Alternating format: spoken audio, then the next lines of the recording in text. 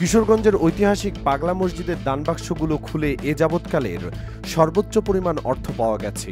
গত শনিবার 12 এপ্রিল দিনভর গণনা শেষে মসজিদের 11টি দানবাক্স থেকে মোট 9,17,80,687 টাকা পাওয়া গেছে। জেলা প্রশাসক ও পাগলা মসজিদ পরিচালনা কমিটির সভাপতি ফৌজিয়া খান এই বিপুল পরিমাণ অর্থ প্রাপ্তির বিষয়টি নিশ্চিত করেছেন। তিনি জানান, প্রাপ্ত সমুদয় টাকা দ্রুত ব্যাংকে জমা করা হয়েছে। এর আগে গত বছরের 30 নভেম্বর মসজিদের 10টি দানবাক্স থেকে সর্বোচ্চ 8,21,34,304 টাকা পাওয়া গিয়েছিল।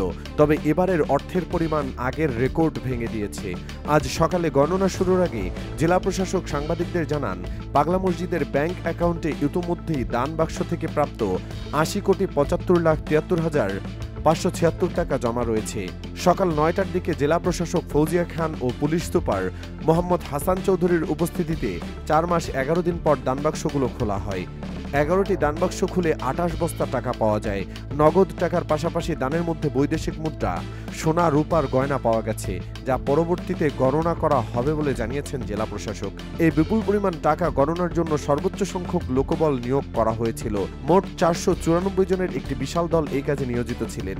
পাগলা মসজিদ, মাদ্রাসা, আল জামিয়াতুল ইমদাদিয়া, 286 জন ছাত্র এবং রূপালী ব্যাংকের 80 জন কর্মকর্তা কর্মচারী সহ মোট 366 জন টাকা ভাঁজ করা ও গণনার কাজ করেন।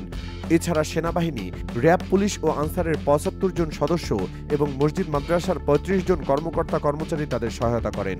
14 জন নির্বাহী ম্যাজিস্ট্রেট এই টাকা গণনা কার্যক্রম তদারকি করেন। সন্ধ্যা 6টার দিকে গণনা শেষ হয়।